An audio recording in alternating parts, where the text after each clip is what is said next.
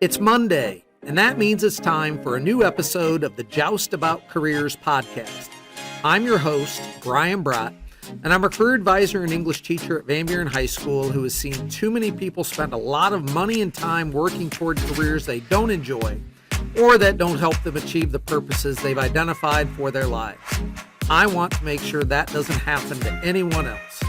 My guest today is Matt Mutchler, an architect with F5 Design. Matt shares about what he does as an architect, how many people who graduate with architecture degrees don't become licensed architects, how he focuses on creating buildings that use as little energy as possible, and much more. I hope that what Matt shares today will help all of you make better career decisions and have fulfilling career journeys. Enjoy the show. Welcome back to another episode of Joust About Careers. And today we are lucky to have an architect with us. This is Matt Mutchler. He is a 2002 Van Buren graduate and working as an architect. He's going to share a little bit about his career and how he ended up where he is today. So Matt, thank you very much for joining us.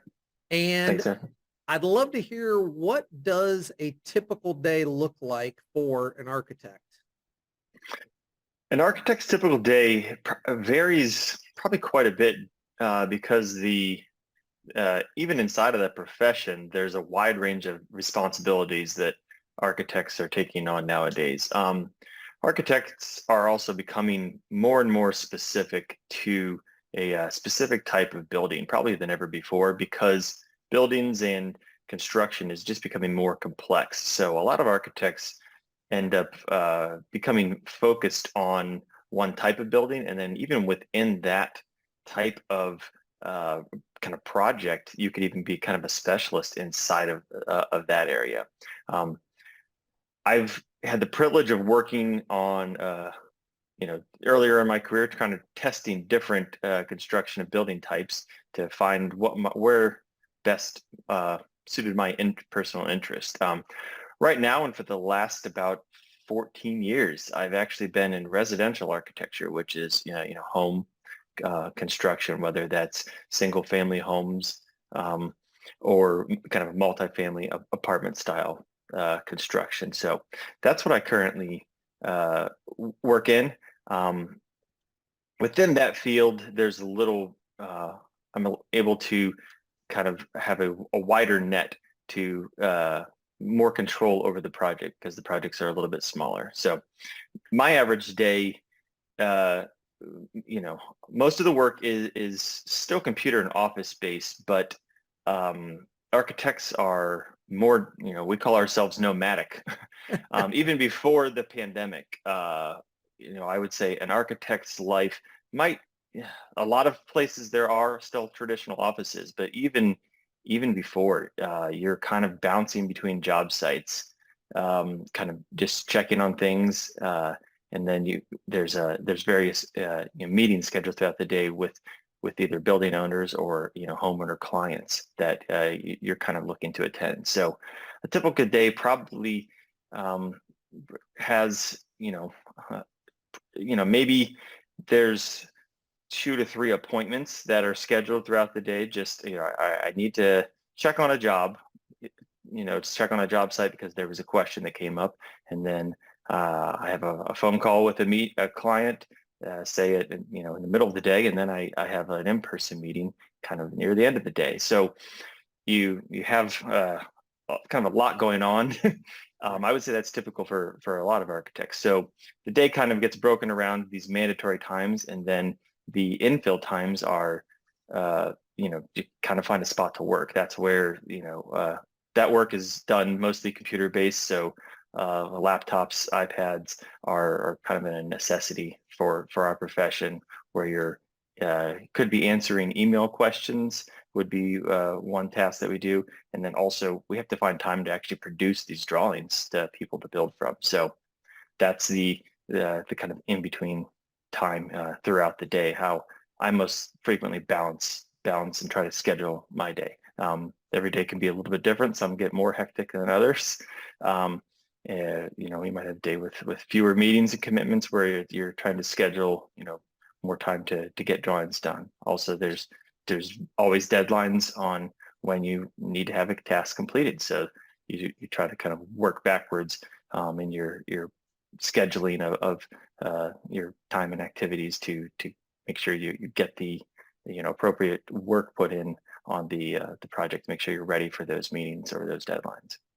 Sounds like there's never a dull moment. There really isn't, and that's one thing that I appreciate. Between getting into the profession, it's definitely a mix of art and science. I would say that's how most people the best simple way to describe like the field of architecture. There's definitely a very large creative side, but it's balanced out by a technical kind of engineering component. So that's what kind of drew me to the profession. Was that mix. You have control over a project, and then you also get to figure out how to make it work.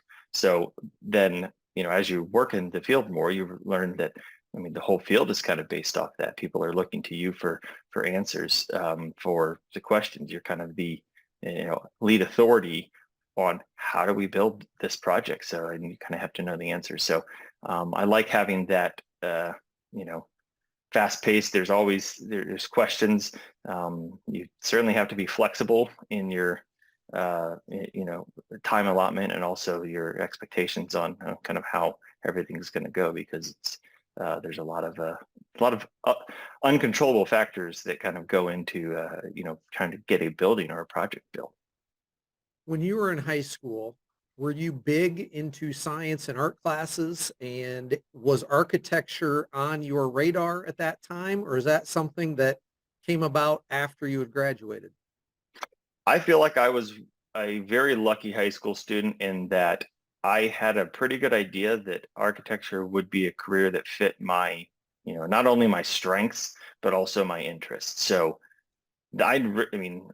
looking back, that was almost pure luck. I don't know that that's a easy task to try to, tell any high school student, you need to pick your profession right now.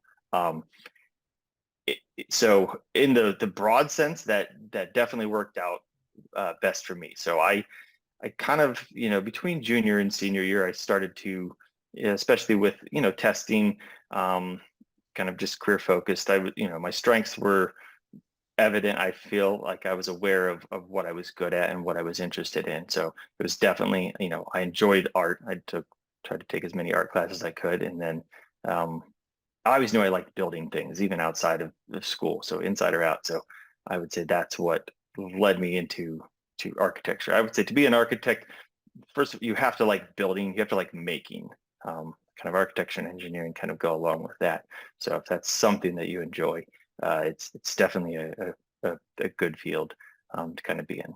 Now, as far as, once you get into it, you realize it's much bigger than probably you ever thought when you were in high school. So there's a huge range of different jobs just within the architecture field. And I think any field probably has a very similar kind of type, any professional field will have a similar setup to it. So you can choose to specialize and tailor your specific job into, a whole wide range of areas, and that probably comes, later on after you've identified like just a general direction. You attended the University of Cincinnati, and I see that you earned your master's degree over 6 years.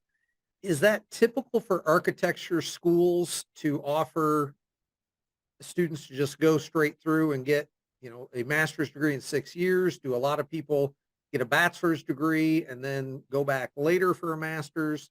So is what you did typical, or were you a little bit different in how you approached those degrees?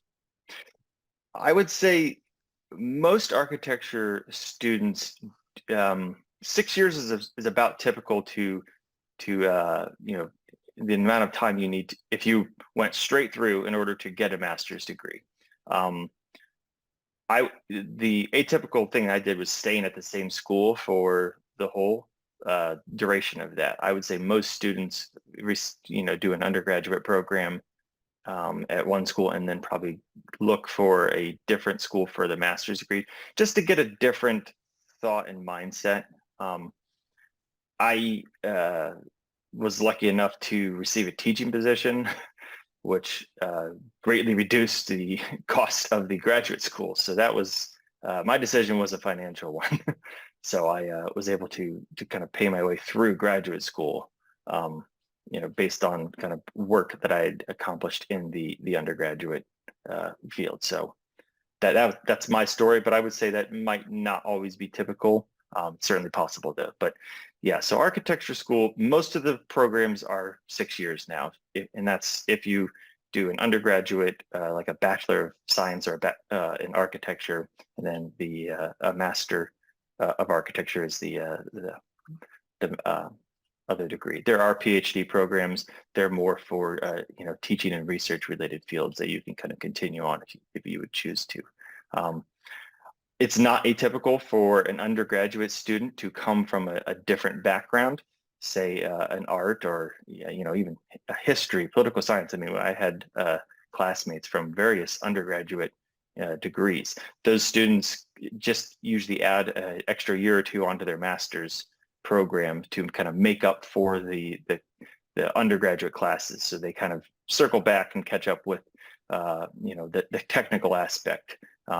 Some of their curriculum does carry over, so it's not uncommon for the whole process to take 7 to 8 years. If 6 is like kind of the minimum, but 7 to 8 is not uncommon, to achieve a full master's degree.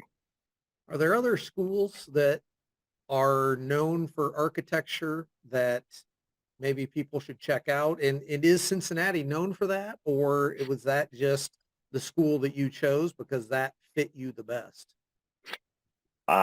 Once again, I got a little bit lucky. So this was 20 years ago now, but Cincinnati actually, the year that I entered, was the number one, the U.S. News and World Report undergraduate architecture program in the country. And it just so happened to be, being from the state of Ohio, that was a state school with a pretty affordable tuition. So that was an easy choice for me. Why wouldn't you go to the best program in the entire country at an affordable price? Yeah. So that was very lucky. I am thankful for for being able to attend to the program I did and kind of get the education I did, without having to, pay for Harvard, which is like the competition. So that was, just completely lucky. There are other schools in Ohio. I would say back when so to be an architect, there's an accreditation board that reviews the schools, and schools have to reapply for accreditation. It's every few years, like 3 to 5. So you want to check to make sure that your school, when they come up for accreditation, they don't lose it, so that their program is able to, lead to a licensure topic. So in the state of Ohio, I know, and working with students kind of all over the board, Kent State, I believe, has a license program. Ohio State University has a license program. Miami University has an undergraduate, but I don't believe they have a graduate program, at least when I was looking, and kind of shortly after. And then some of the other universities will offer some undergraduate work that can kind of lead you to one of the other schools. When you finished college, I see your first position was as a project manager, and then you've since become a project architect and designer, and now you're an architect with F5 Design.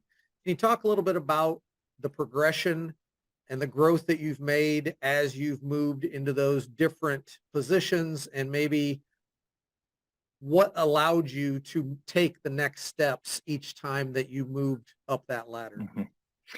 Architecture is an odd field because it's one profession, as far as the professional nature, where I would say the majority of graduates don't ever get their license.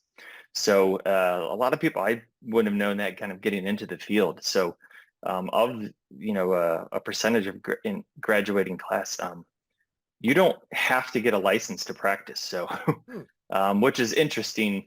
The license is kind of a legal liability.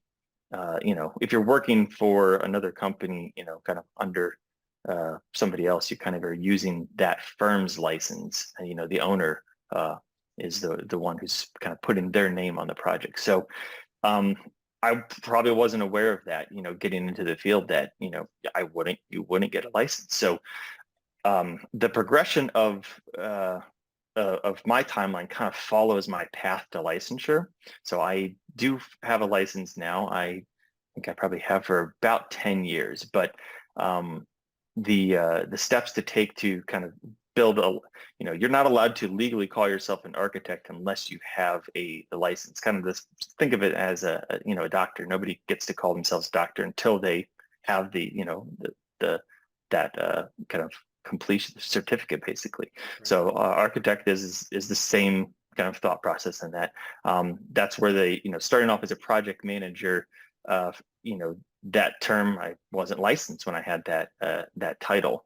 So I was kind of managing construction projects, still drawing, kind of overseeing the completion, but I wasn't able to use the term architect, as a legal job description until I kind of achieved, partial licensure status.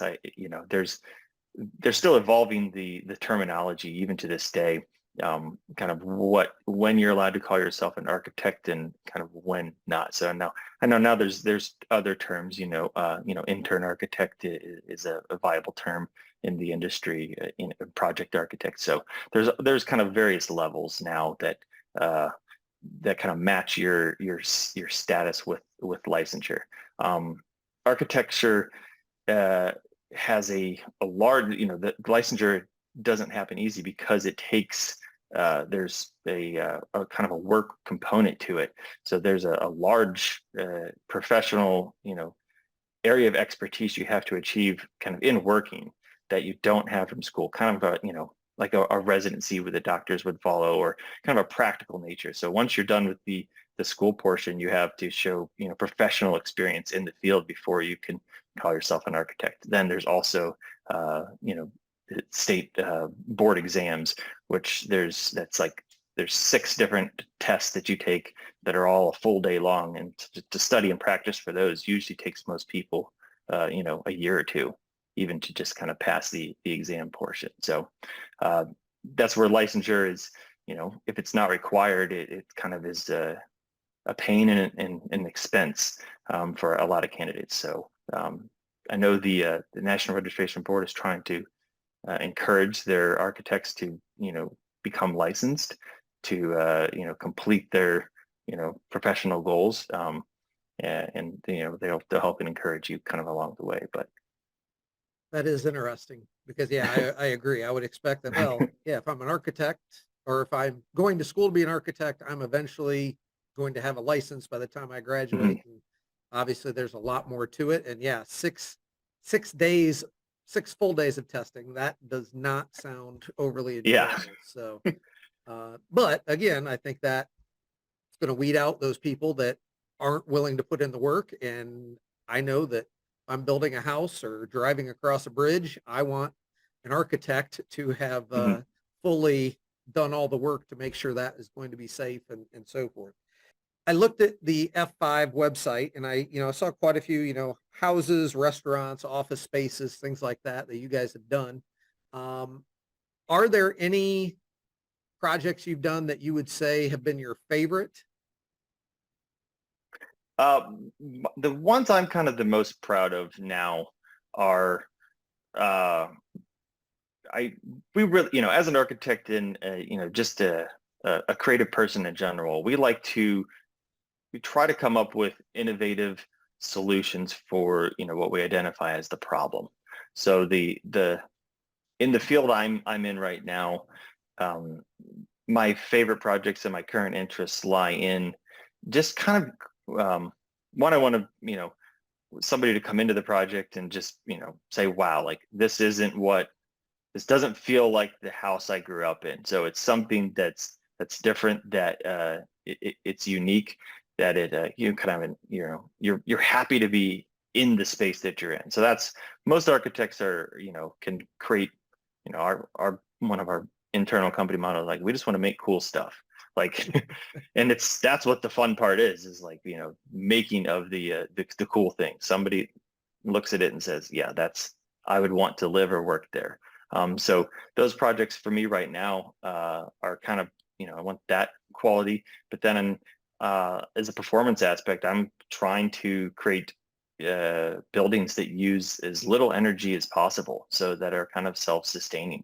That's the way where buildings are responsible for a huge chunk of the energy that we use in this country. So trying to, without really even adding extra cost, how do we minimize that? So architects actually have a huge hand in kind of creating a, strategy for the future for energy use, cost, you can, how much it costs to maintain your, just your heating and cooling bills. So my favorite projects now don't have energy bills. They are, there's maybe solar panels or something, and we can run a house for $0. And we can also make sure that it's, the house can keep you healthy. It's cycles its own air, recycles its own water.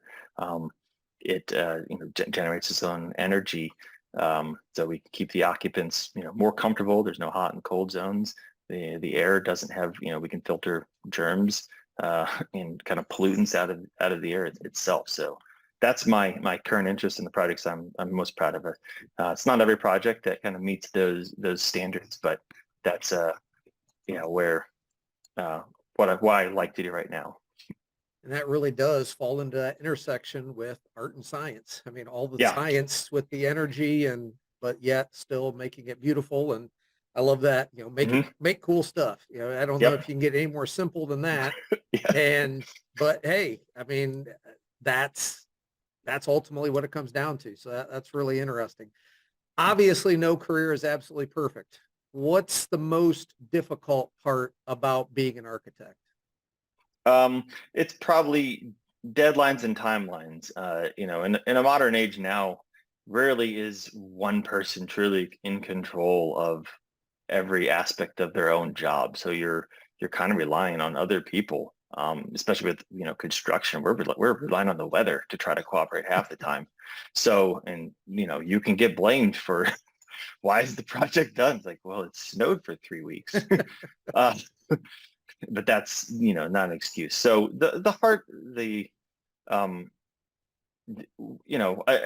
in my career, I probably would have said dealing with difficult clients and people, but as I've learned to manage that better, kind of personally, just with better communication skills, kind of upfront, just the way you kind of set up your day, how you talk and interact with the people you work with on a daily basis. So I think that's important to experience probably was the teacher of that for me. But yeah, so the downside is definitely deadlines, and most architects don't have one thing they're working on. You're trying to balance 4 or 5, 10, 12 different kind of buildings being built at once that you're all you're responsible for all of them ultimately. So how do you decide which one gets your time and attention in that day? I noticed on your website you talked a little bit about you make custom built furniture, and that's one of the things that you like to do. What can you tell us about that? How did you get into that? How do you apply your architecture skills to something like a piece of furniture? Yeah, it goes hand in hand with architecture, especially once in architecture school, you realize how much of a connection kind of the furniture makes and breaks projects sometimes, whether it's built in or it's freestanding. So it's a lot of architects have designed quite a bit of furniture. You might be surprised of things you've seen for 50, 60, 70 years kind of in your everyday life are architect designed pieces of furniture, because the way they kind of understand human proportion and kind of then also how it fits into the built environment, which interior spaces. So that's a lot of architects, are like to make furniture.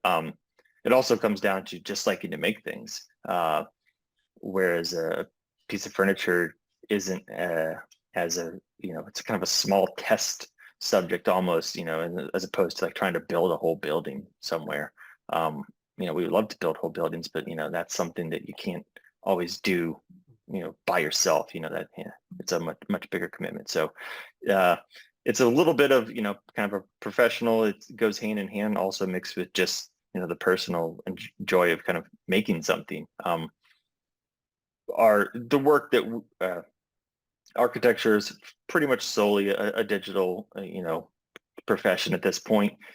Sometimes we produce paper drawings, but that you're on a computer for the majority of your professional life, whether it's making, we can make 3D models and kind of make almost video game like screen models that you can simulate what the building will look like. But being able to actually make something with your hands still, there's a certain joy to that that you don't get kind of as a kind of traditional architect. So if you like to work with your hands and tools.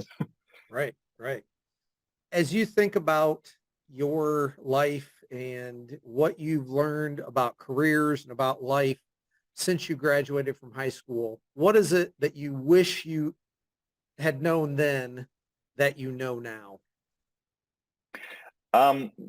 First would be the world, coming from,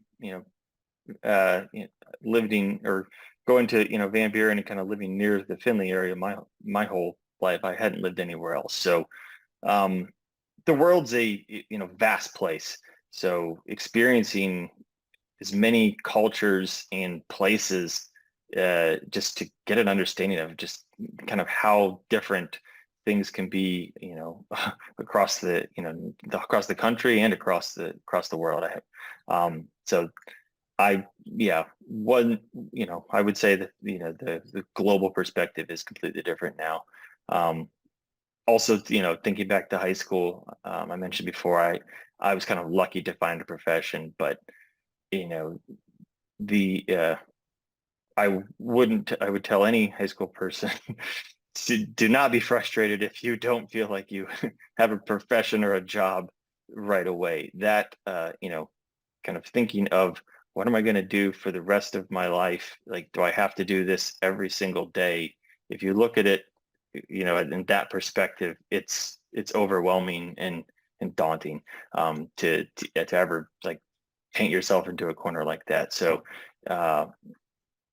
you have to, find joy in the moments. I did have a college professor that kind of had us focus on that, like not the whole picture might not, it was in reference to architecture, like the whole project might not be the most exciting thing you've ever worked on. When you look around and you see like, all right, there's maybe a warehouse being built, like, no, that's not exciting. Like, it's not fun to work on warehouses, but maybe there's a moment in there like, all right, well, let me design the entry desk in the warehouse and I get to do whatever I want. So have fun with that. Like, make that the joy. Like, you have the work part, but like you have to find, moments inside of everyday tasks that kind of that lead to, kind of overall happiness and being content with kind of the career choices. So, well, Matt, I really appreciate you sharing all of this, and I definitely learned some things, and I hope students will be able to know more about this as a career option. And I really appreciate it. Good luck in your career as you continue. And thank you very much for sharing all of this with us. Yeah, thank you. Thank you for watching and listening to this episode of the Joust About Careers podcast. I hope you learned valuable information from this career story. And to be sure you don't miss upcoming episodes, please click subscribe on YouTube or your favorite podcast platform so you'll know when the next episode is released.